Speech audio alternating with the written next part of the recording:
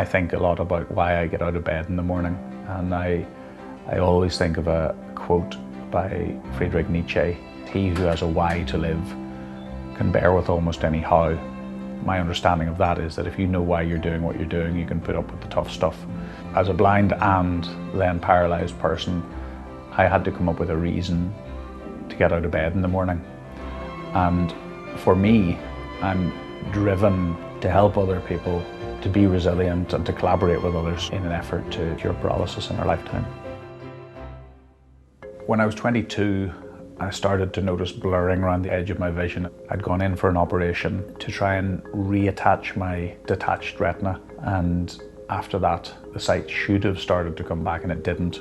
It felt like my identity had changed or had been taken away. I started to do adventure racing. The backdrops got more and more dramatic: the Gobi Desert, Everest, the Dead Sea. I was on a quest to rebuild my identity for the 10 years after I lost my sight. You said everybody needs a Simone. Yeah. When I first met Mark, we were friends for a long time. Both of us were really interested in living adventurous lives. The day of Mark's accident was 4 weeks before our wedding. I was at a rowing event in England. On the second night, I was back in the house that I was staying at. I must have got up to go to the bathroom. As a blind person, I used to use my hand to find my way. And that night, my hand found an open space where the closed window should have been, and I cartwheeled out. My phone rang. There's been an accident. Mark has hurt his back. My friends who found me thought I was dead. The doctors in intensive care suspected I was going to die. And when I realised what was going on, I wondered whether dying might have been the best outcome. Fractured my skull, I had 3 bleeds on my brain, a possible torn aorta, and a spine broken in 2 places with no feeling or movement from my waist down. So I went beside the bed and he said, come here, you need to get yourself as far away from this as possible.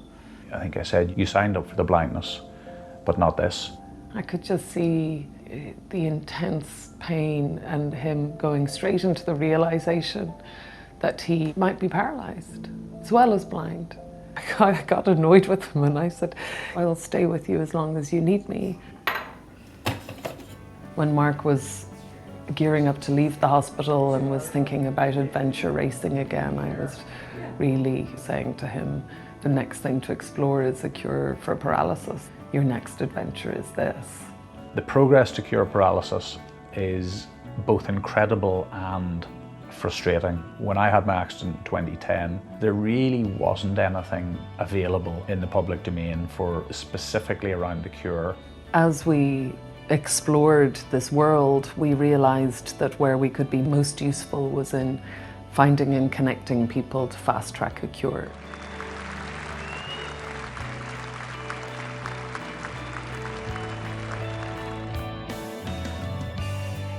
I think there's a lot to be discovered by being a guinea pig for these technologies. We started with aggressive physical therapy, then robots came along in 2012. I was the first person to own an exobionic suit as an individual.